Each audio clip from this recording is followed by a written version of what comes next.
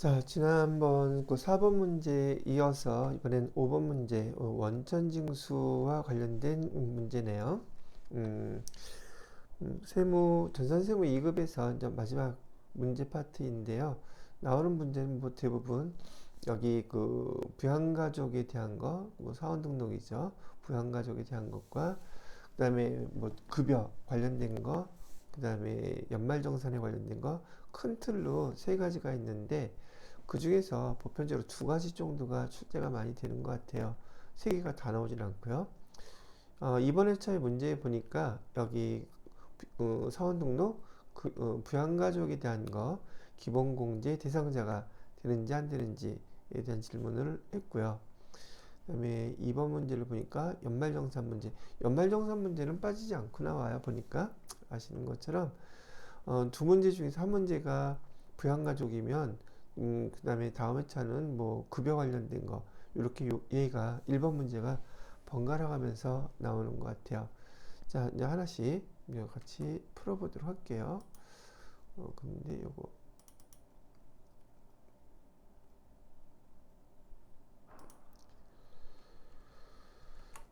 팁이 좀 나와 있어야 될 것 같으니까요. 이렇게 놓고 자, 이 문제 보시게 되면 우리 부양가족에 대한 거예요. 우선 문제를 읽어보고 또 여러분들이 어떤 배경 지식이 있어야지만이 여기에 대한 걸 어떻게 해결하는지 한번 정리를 해보겠습니다. 자재부 사원 김경민 부양가족이라고 나와 있고요. 부양가족은 모두 생계를 함께하고 있으며 세부담 최소화, 즉 이 김경민이라고 하는 이 사원의 세의 부담을 최소화하기 위해서 공제받을 수 있다면 다 공제받는 걸로 보자는 뜻이에요. 가능하면 김경민이 모두 공제받고자 한다. 사업등록 메뉴의 부양가족 명세를 작성하세요 라고 되어 있어요. 기본공제 대상자가 아닌 경우에 입력하지 말 것이라고 되어 있죠. 그럼 총 부양가족이 본인 포함해서 몇 명이야? 네, 8명이네요. 자, 근데 제가 설명하기 전에 요 내용을 하나 좀 정리를 하고 그 다음에 요걸 보도록 할게요. 이 문제를 해결하기 위해서는 여러분들이 요 내용을 먼저 숙지해 놓으시면 도움이 되겠죠. 자, 부양가족 중에서 부양가족이라고 해서 다 기본공제 대상자가 되는 게 아니에요. 여기 보시면 족보, 그다음에 나이, 그다음에 소득 세 가지를 다 통과해야지만이 기본공제 대상자가 있다는 얘기죠. 족보라는 것은 직계 존속 또는 형제 자매, 직계 비속 여기 해당되고요. 여기에 해당되지 않는 이모, 고모, 삼촌, 조카 뭐 이런 것들은 이런 것들이 아니라 이런 분들은 같이 부양가족이라 할지라도 기본공제 대상자가 될 수 없는 사람들이란 얘기죠. 여기 직계 저기 비속인 경우에 입양자도 포함된다는 건 알고 계실 거고요. 그다음에 동거, 동거라고 표현이 되는데 사실은 이건 위탁 아동을 얘기하는 거거든요. 이런 경우도 여기 족보에 포함된다. 그런데 동거, 위탁 아동인 경우에는 그 위탁 받은 그 기간이 6개월 이상이어야 돼요. 뭐 이런 것도 가끔 나오긴 하더라고요. 자, 족보에 대해서 보시고요. 나이, 뭐 다 아시겠죠? 만 60세 이상이거나 만 20세 미만일 때만 가능하다. 그것도 알고 계셔야 될 거고. 요즘 많이 나오는 건 사실 여기죠. 자, 소득 관계인데요. 우리가 보통 금융소득이라고 하죠. 이자 배당으로 연간 2천만 원 이하여야지만이 여기 소득 없음으로 구분돼서 기본공제 대상자가 될 수 있다. 그 다음에 그 사업소득이라고 보통 얘기 나오는데요. 보통 우리 여기 소득세는 말이죠. 여기 소득세는 여기 소득세 우리 세금을 갖다가 소득세를 크게 구분하게 되면 여기 종합소득이 있고 그다음에 양도소득이 있고 퇴직소득이 있어요. 그래서 여러분들이 이제 차후에 계속적으로 공부하시다 보면 소득세 계산할 때 우리가 얘기하는 소득세는 개인이 내는 세금, 5월 달에 납부하는 세금을 얘기하거든요. 그게 대부분은 다 이 종합소득이에요. 그런데 양도소득이나 퇴직소득은 그 발생한 시기에 따라 다 다르고 또 소득이 발생한 그 금액이 1년이 아니라 장기간에 걸쳐서 발생한 소득들이다 보니까 얘네들은 별도의 세금을 계산하는 방식이 있어서 별도의 계산 구조를 따르게 돼 있단 말이죠. 종합소득하고 다르다는 거예요. 그래서 종합소득세 종합소득을 갖다가 계산할 때에는 양도소득세, 양도소득, 퇴직소득은 제외를 합니다.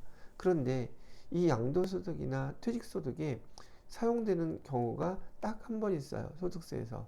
언제냐면 바로 요 기본공제 대상자를 판별할 때 그때 퇴직소득도 양도소득도 사용이 돼요. 그 소득이 다 포함해서 이 세 가지 합계 금액을 포함해서 100만원 미만일 때만 100만원 이하일 때만 저기 기본공제 대상자가 될 수 있다는 거예요. 그것도 알아두시고요. 자, 근로소득에서 일용직소득은 얼마가 되더라도 무조건 소득 없는 것으로 봅니다. 그 다음에 총 급여가 500만원 이하일 때 그때 소득 없는 것으로 보아 기본공제 대상자가 되는 거예요. 연금은요. 연금은 사적연금 기준으로는 1200만원, 공적연금으로는 연간 516만원 이하여야지 기본공제 대상자가 될 수 있어요. 그 다음에 기타 소득인 경우에는 분리과세 선택해서 300만원 이하라면 지금 세부담 최소화를 얘기했기 때문에 300만원 이하라면은 우리가 분리과세한다 가정을 하고 소득 없는 것으로 보아 기본공제 대상자가 되는 거예요. 그럼 여러분들이 알고 있는 소득세 중에서 이 종합소득세 6가지 이것도 암기해 놓으라고 말씀을 해드렸었는데 이자소득, 배당소득, 사업소득, 근로소득, 연금소득, 기타소득 6가지 있죠. 6가지에 대해서 이렇게 구분을 여러분이 할 수 있어야지 아까 우리가 풀어볼 문제 그런 걸 해결할 수 있다는 얘기예요. 자, 요것을 갖다가 기본적으로 여러분이 알고 있어요 라는 전제 조건으로 이 문제를 풀어보도록 하는 거죠. 어디가 있어? 요거요. 그죠? 자, 입력하기 전에 이제 뭐 입력하면 되는 거니까 근데 여기 기본공제 대상자가 아닌 경우에 입력하지 말라고 했으니까 기본공제 대상자가 아닌 사람을 먼저 한번 찾아보도록 하죠. 김영민은 본인이니까 총급여 5천만 원이다. 세대주이고요. 별반 문제될 게 없겠죠. 입력해야 되고요. 정혜미 배우자네요. 동거하고 있고 퇴직소득 이렇게요. 퇴직소득은 100만 원이니까 여기 배우자인 경우에도 기본공제 대상자 되죠. 근데 퇴직소득이 100만 원 넘어가면은 마찬가지로 기본공제 대상자가 될 수가 없는 상황인 거예요. 그리고 어떻게 하지 잘 모르겠는데 퇴직소득 금액이 100만 원이 나올 수 있을까 궁금하긴 하네요. 뭐 없으리란 법은 없지만. 김경희 동생이죠. 동거 일용직 근로소득은 얼마가 있어도 없는 것으로 본다. 여기 장애인 표시 있다가 해야 되겠네요. 김경희인 경우에. 그다음에 직계 존속인 부친 별거 했어도 상관없습니다. 여기도 마찬가지로 딱 그 한 개만 썼네요. 이자소득 2천만 원 기본공제 대상자 됩니다. 그 다음에 박순난 모친이시네요. 소득 없음 기본공제 대상자 되고요. 정지원 처남이네요. 처남은 동거하고 있는데 양도소득금액 여기서 딱 100만 원이라고 되어 있어요. 그죠? 이렇게 퇴직소득이라든지 양도소득 이거를 사용하는 경우는 기본공제 대상자 판별 여부일 때만 사용됩니다. 소득세 계산할 때는 퇴직소득이나 양도소득은 없는 것으로 보시면 돼요. 그 다음에 장애인 중증환자 이분도 여기 장애인 표시해 줘야 되겠죠. 왜 아들 김기정 별거하고 있는데 취준생이고요. 일용소득 500만 원 없는 것으로 보기로 했죠. 그런데 아까 여기 소득 관계에만 집중하다 보면 나이 관계가 또 넘어가죠. 그래서 요 나이 95년생이면은 지금 20세 넘죠. 그래서 여기 김기정은 기본공제 대상자가 될 수 없어서 우리 입력할 때 김기정을 빼야 되겠네요. 그 다음에 김지은 딸 03년생 20세 미만이라서 사업소득도 딱 100만원 이렇게 금액을 줬네요. 다 한 개에 딱 맞기 때문에 김미정을 제외한 다른 분들은 다 기본공제 대상자가 된다. 이렇게 판단을 하는 거예요. 자, 그러면 여러분들은 이거 띄워놓고 이 자료들 그대로 입력을 합니다. 이게 2번 문제, 5번 문제의 첫 번째 주어진 문제였으니까 입력을 해본다는 얘기죠. 자, 여기 입력을 하려면 원천징수 가셔가지고요. 연말 여기 사원 등록 클릭해 주시고요. 여기 김경민 이렇게 해주신 다음에 부양가족 여기다 하면 되겠죠. 자, 띵띵띵띵 입력하고요. 자, 첫 번째는 배우자부터 먼저 입력할게요. 배우자는 3번이죠. 여기 이름은 정혜미, 내국인, 주민등록번호 입력해 주시고요.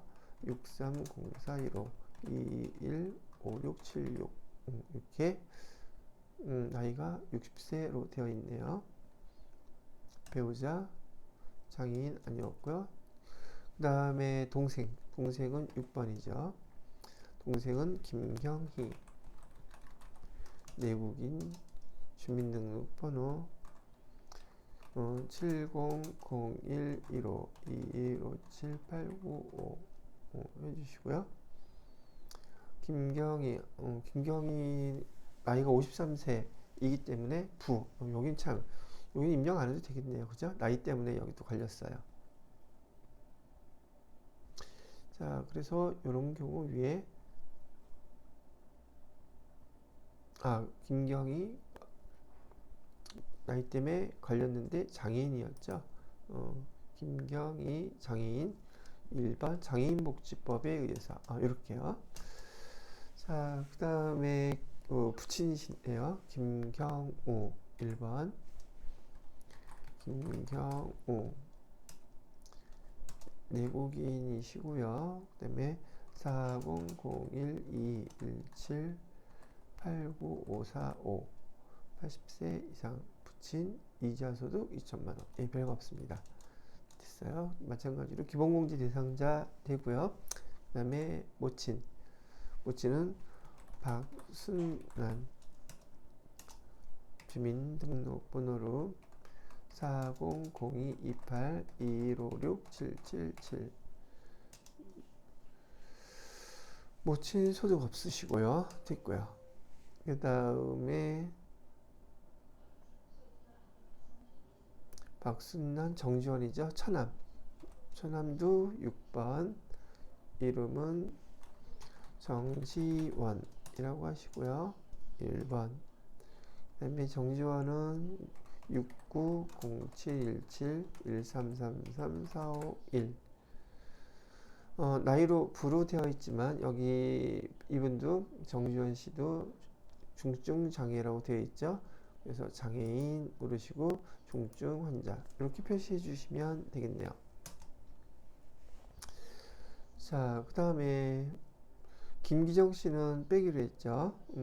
여기 나이가 아들인데 나이가 20세 이상이기 때문에 안 되고요. 그 다음에 딸 쉽게 비속 딸로 해주시고 김지은 1번 주민등록번호는 031230 4156870 20세 이하 별다른 거 없죠. 네, 자녀 이렇게 해서 입력을 해주시게 되면 여러분이 해당되는 사항에 대해서 다 반영을 해주신 것이 되겠습니다. 1번 문제는 이렇게 여러분들이 해결하시는 거예요. 자, 2번 문제를 볼게요. 2번 문제는 이런 진도준 사원에 대해서 진도준 입사일도 나와 있고요. 2023년 귀속 연말정산 관련 자료이고요. 연말정산 추가 자료 입력을 클릭해서 부양가족, 그다음에 신용카드, 의료비, 연금저축 작성하래요. 그다음에 연말정산 입력 탭에서 연말정산 완료하세요. 이렇게 되어 있죠. 근로자 본인의 세부담이 최소화되도록 합니다. 라고 되어 있는데 1번 문제에서 부양가족에 대한 그 기본공제 등등 그걸 입력을 했었는데 여기서도 또 나와 있네요. 1번 가족상 모두 동거 그다음에 생계를 같이 하고 예시된 자료 이외에는 다른 소득 없다. 그리고 여기 본인서부터 직계, 존속, 배우자, 직계, 비속 나와 있는 상태를 보여주고 있죠. 본인은 뭐 별다른 거 없이 세대주로 이제 표시해주면 될 거고요. 어머니 박정희 씨 종합과세 금융소득 2천 금융소득이 2천만 원 넘어가니까 입력은 부양가족으로서 입력은 하되 여기 기본공제 대상자는 부라고 표시를 해야 되겠죠. 여기 기본공제 대상자가 아닌 경우 기본공제를 부로 표시를 해달라고 했기 때문에 어머니는 기본공제 대상자란에다가 부라고 표시해 놓으면 되겠습니다. 그다음에 배우자 김선영 씨는 분리과세 선택해서 기타 소득 300만원 여기는 없는 것으로 보기로 했죠. 그러니까 기본공제 대상자 될 것이고요. 아들 뭐 초등학생 유치원이라고 되어 있죠. 근데 이름이 진도준, 진도진, 진시진 아우 이름이 되게 헷갈려요. 그 부분 좀 약간 신경 써서 해 주셔야 되겠습니다. 자, 그 다음에 2번 연말정산 자료도 한번 검토하고 넘어간 다음에 그 다음에 자료를 입력해 보도록 하기로 하겠습니다. 진도주는 그 소득자 본인이죠. 소득자 본인의 보장성 보험료 이상 없죠. 그 다음에 진도진에 대한 거 보장성 보험료, 진시진 자녀들에 대한 보험료이기 때문에 별다른 제약사항 없이 보험료를 소득자 본인이 납부한 것이라면 다 공제 대상이에요. 그래서 입력해 주면 되겠고, 그런데 만약에 문제에서도 여러 번 출제가 되지만 실제로 실무 업무에서요 이런 보험료를 갖다가 소득자 보편적으로 아버지랑 아빠라고 봤을 때 아빠 이름으로 이런 보험에 가입하게 되면 연말정산할 때 이렇게 공제를 받는데 어느 가정에서는 저기 보니까 엄마 이름으로 아이들의 보험료를 가입해 주는 경우가 있어요. 그럼 똑같이 보험을 가입하면서도 연말정산할 때 공제받지 못한답니다. 그래서 소득자가 있는 경우 그 소득자의 카드로 보험 가입하면 되잖아요. 꼭 왜 엄마 이름으로 보험을 가입한다. 이건 알고 모르고의 차이 때문에 연말정산할 때 세금의 혜택을 볼 수 있다 없다 이런 것도 많이 자주 발생하더라고요. 자, 이 보험료에 관련돼선 저축성 보험이 아니라 다 보장성 보험들이기 때문에 해당되는 그 그죠?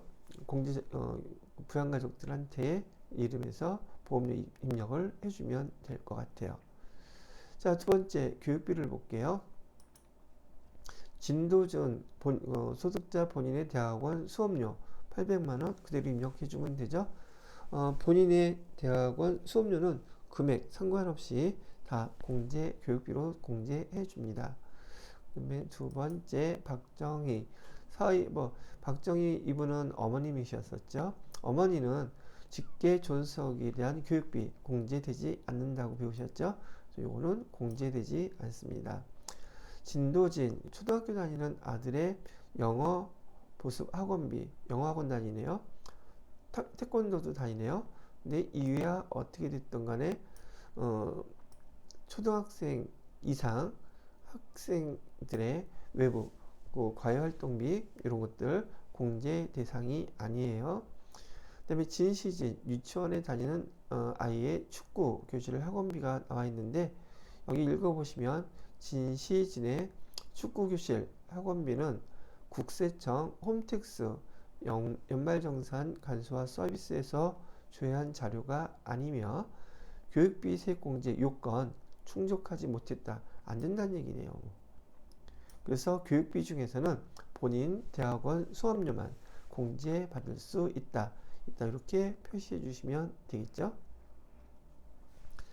자, 그 다음에 의료비를 볼까요? 의료비는 진도준 본인의 질병 치료비 신용카드 결제한 거 300만원 그대로 입력해 주면 되겠네요. 별다른 문제가 없어요. 자, 그 다음에 본인의 시력 보정용 렌즈 구입 60만원 한 건이라고 얘기하는데, 여하튼 얘는 60만원이 아니라 얼마까지가 한도라고 그랬었냐면 50만원 한도이기 때문에 여러분이 입력할 때 50만원이라고 이렇게 입력을 해주시면 돼요. 그 다음에 구입처에 대해서도 사업자 등록번호, 의료증빙코드, 당연히 국세청 자료가 아니기 때문에 기타 영수증으로 이거를 제출했을 텐데 이 자료 그대로 다 입력을 해주시면 되겠죠. 그 다음에 박정희 어머님의 질병 치료비가 이만큼 나왔다고 그랬는데, 원래 그 여러분이 앞에서 박정희 어머님은 지금 기본공제 대상자가 아니에요. 그럼에도 불구하고 의료비는 가족에서 되게 중요한 항목이란 말이죠. 그래서 의료비는 소득자가 납부한 것이라면 기본공제 대상자가 아닌 그 가족의 의료비를 냈어도 국가에서 연말정산할 때 다 공제해 줍니다. 그래서 치료비 325만원 입력하면 될 거고요. 그런데 실손의료보험에서 200만원을 수령했다면 그 옆에다가 실손의료보험금 수령한 그 금액을 옆에서 입력해서 빼주면 되는 거죠. 의료비도 이것만 구분해서 주의해서 입력하시면 될 것 같아요. 자, 그 다음에 이번에는 신용카드 사용액. 진도준 본인 거죠. 진도준 본인의 신용카드 사용액 3,200만원, 3,200만원 안에는 전통시장 사용분 있다. 요거 딱 입력하고 전통시장분에 200만원 입력하고 3,000만원은 일반으로 입력해 주시면 되는 거고, 그다음에 이것도 진도준 현금 영수증이네요. 320만원 현금 영수증 사용했는데 전통시장분 또 20만원 있다고 하네요. 그럼 전통시장분에 또 여기 도에서 220만원으로 수정해서 입력해 주시고 300만원은 현금 영수증에다가 입력해 주면 되겠죠. 그 다음에 진도준의 체크카드. 체크카드는 대중교통이용분 18만 2천원 별도로 입력해 주시고요. 여기 합계금액에서 18만 2천원 빼게 되면 체크카드로 사용한 거는 220만원 되겠네요. 이거 근데 나눠서 입력해 주시면 돼요. 자, 여기 진도준의 신용카드 사용액은 의료비 지출액 다 포함된 거래요. 왜냐하면 의료비는 의료비에서도 공제가 되고 여기 신용카드 사용액에서도 공제가 되는 이중 공제 항목이라서 여기에서도 다 그대로 반영해 줍니다. 자, 그 외에는 없다 됐고요. 그다음에 마지막 기타. 진도준의 연금 저축계좌 납입액. 그러면 이거 연금 저축과 관련된 탭에서 보고서 그대로 입력만 해주시면 되는 항목이구나 이렇게 판단하실 수 있지 않겠느냐, 뭐 이런 거죠. 자, 그래서 이렇게 설명을 한번 쭉 훑어봤고요. 그럼 저는 전 프로그램에서 여기는 나가고 하나씩 지금 우리가 살펴봤던 것들을 여러분이 체크하실 수 있도록 같이 한번 입력을 해보겠어요. 자, 4번은 15번이라고 되어 있죠. 진도준. 자, 자료가 나와 있고요. 우선 여기 부양가족 있죠. 부양가족 탭을 열어보고요. 자, 본인 진도준에 대한 거, 여기 그 소득자 입력할 때 말이죠. 배우자가 있는지 없는지 그거 잘 확인하셔야 돼요. 배우자가 없을 때 부양 가족들만 있다고 하면 여기 한부모 공제 해당되기 때문에 그런 거예요. 한부모 공제 체크 이거 하다가 까먹는 경우도 있으시더라고요. 자, 그거 보시면 되겠고요. 자, 그 다음에 어머니는 국계 존속이죠. 그 다음에 이름은 박정희. 내국인의 주민등록번호 입력해 드려야겠죠. 49051121487112. 60세 이상. 근데 종합과세 금융소득이 2,400만 원이니까 이분은 부라고 이렇게 표시해주기로 아까 했었어요. 그죠? 자, 그 다음에 배우자예요. 배우자는 김선영. 내국인이고요. 그 다음에 배우자의 주민등록번호는 01152347-238. 배우자는 분리과세 기타소득만 있으니까 별다른 내용 없이 기본공제 대상자로 되겠죠. 그 다음에 자녀 직계 비속. 이름은 진도진. 주민등록번호는요 14013131656110. 초등학생이죠. 됐어요. 이번에는 진시진.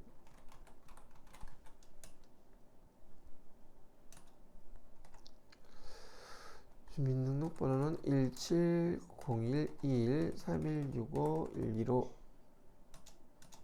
10세 이하 자녀. 됐죠? 자, 그래서 여기 그 부양가족에 대한 내용들 자료를 먼저 다 입력을 했고요.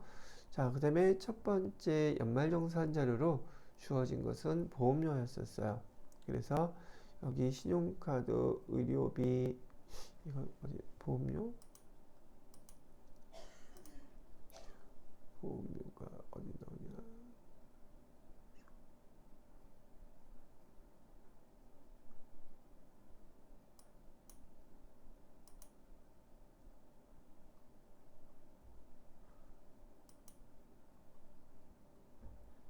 네, 우선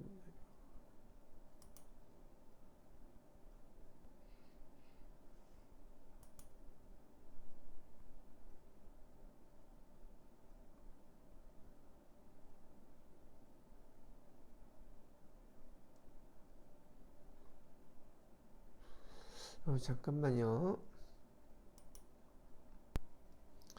예, 갑자기 클릭을 했는데 아무 반응이 없어서 제가 순간 지금 잠깐 찾느냐고 그랬어요. 까먹어가지고. 자, 여기 왜 그랬냐면 이렇게 여기 아무도 없는 데서 이걸 클릭하면 여기 해당되는 사람이 없어서 클릭이 안 되네요. 매번 하다가도 자꾸만 이렇게 중간중간에 순간적으로 놓치는 경우가 있네요. 여기 사람을 갖다가 이렇게 클릭하고 해당되는 건 여기다 일단 입력하면 되는 거였죠. 그렇다는 얘기죠. 자, 그래서 보험료 같은 경우 여기 이제 보험료란이 있죠. 진도준에 대한 보험료. 보험료가 보장성 보험료 220만 원이라고 나와 있잖아요. 그럼 여기 보험료 칸, 여기 보험료 칸 있죠. 클릭해서 더블 클릭을 하게 되면 여기 디테일한 상황들이 나와요. 당연히 소득자이니까 직장에서 보험료들 납부했고, 그 밑에 보시게 되면 보장성 보험 여기 일반이라고 되어 있는 요 칸에다가 220만 원 이렇게 입력해 주시면 돼요. 그 다음에 종료 누르시면 되겠고요. 그 다음에 두 번째 보험료는 진도진 여기 있죠. 여기 마찬가지로 더블 클릭 해갖고서는 여기 금액에다가 보장성 보험 일반이라고 되어 있죠. 여기다가 48만 원 이렇게 해주시면 돼요. 그 다음에 세 번째 진시진 여기도 마찬가지로 더블 클릭해서 여기 보장성 보험 일반에다가 45만 6천 원 이렇게 해주시라고 얘기하는 거죠.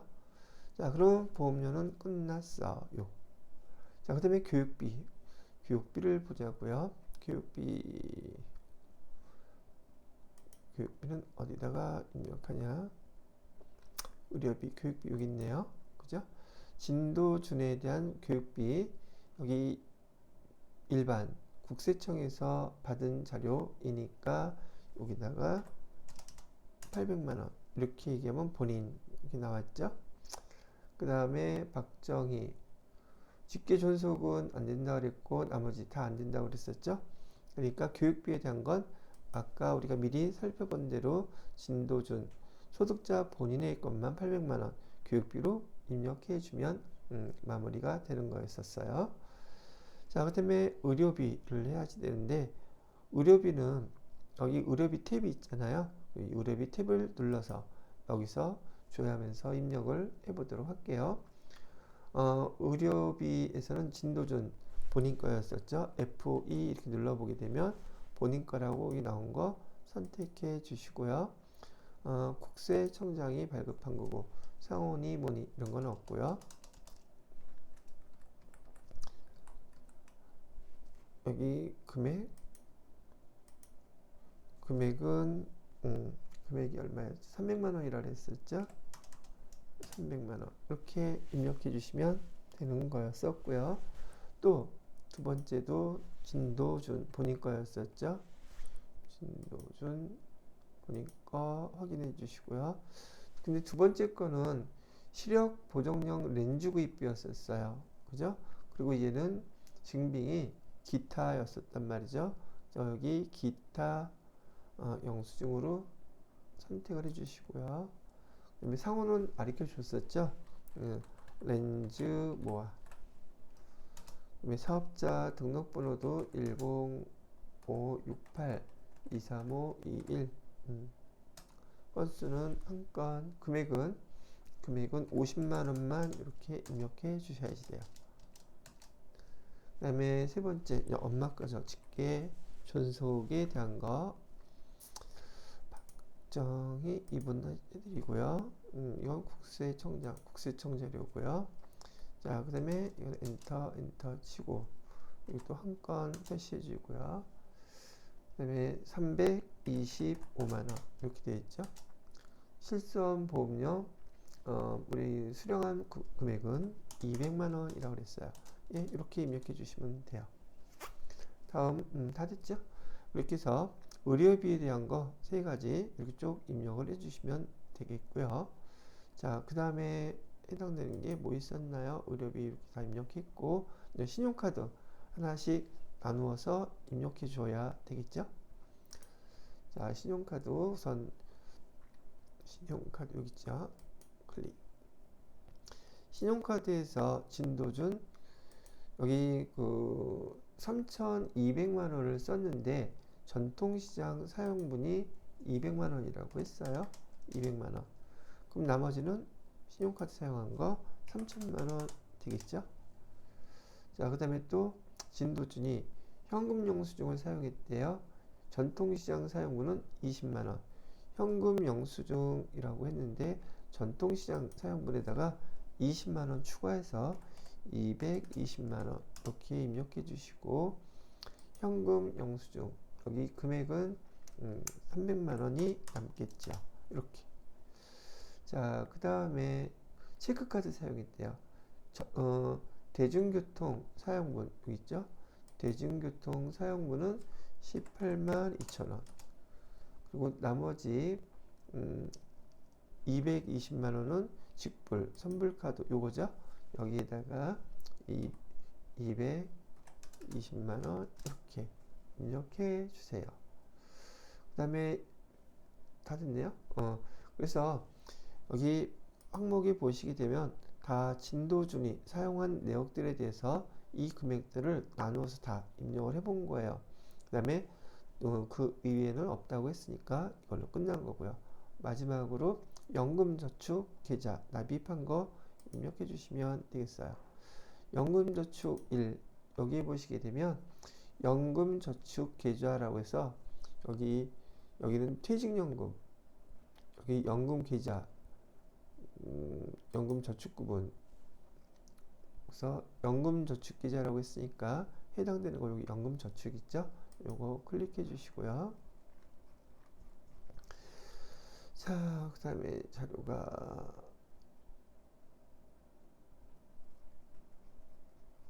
자료 주어진 대로 입력을 해보자. 뭐가 주어졌냐? 계좌번호 나왔나? 코드 여기 삼성생명보험이라고 그랬으니까요. 여기 F2 눌러서 삼성 생명보험 여기 나와 있죠? 이거 클릭해 주시면 되겠고요. 그 다음에 계좌번호 153 05274 72339 납입 금액은 240만원. 그래서 소득 공제 세액이 28만 8천원 이렇게 나왔네요. 그리고 연말정산 입력택을 클릭해 놓으신 다음에 지금 여지껏 입력했던 자료들이 싹 불러와서 다 반영되게끔 해주라고 얘기하고 있어요. 그래서 여기 해당되는 게 있나 봤더니 부양가족들에 대해서 입력했던 자료 싸그리 몰고 오라는 뜻이겠죠.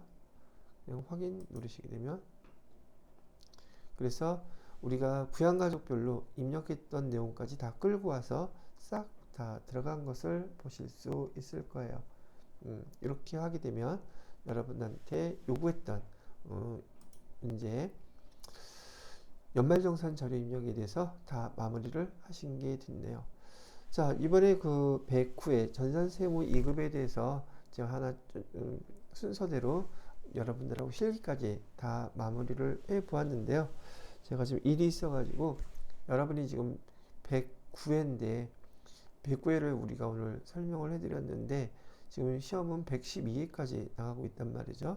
제가 지금 설명해 드린 게 좀 많이 늦었어요. 또 앞에서 좀 원래는 시험 저기 보시게 되면 그 주 안에 제가 이걸 올려놓으려고 신경을 쓰고 있는데 좀 늦게 되었네요. 또 이거 보면서 공부하시는 분들 제가 그렇지 않아도 어저께 유튜브에서 다른 선생님들 거는 어떻게 됐나 어떻게 하시나 하고 그 상황을 한번 이렇게 보기만 했었는데 그래도 그분들은 전문적으로 인전 학원을 운영하시면서 강의를 하시는 분이고 저는 시간이 여유가 될 때마다 여러분들한테 거의 취미 삼아 이렇게 올리다 보니까 이렇게 개인적인 문제가 생기면 일이 생기면 늦어지는 거니까 그냥 그 부분은 좀 양해를 해주시기 바라고요. 가능하면 그때 올릴 수 있도록 해보도록 할게요. 잘 봐주셔서 고맙고 여러분 자격증 취득하고 취업하는데 도움이 되셨으면 좋겠네요. 화이팅! 수고하셨습니다.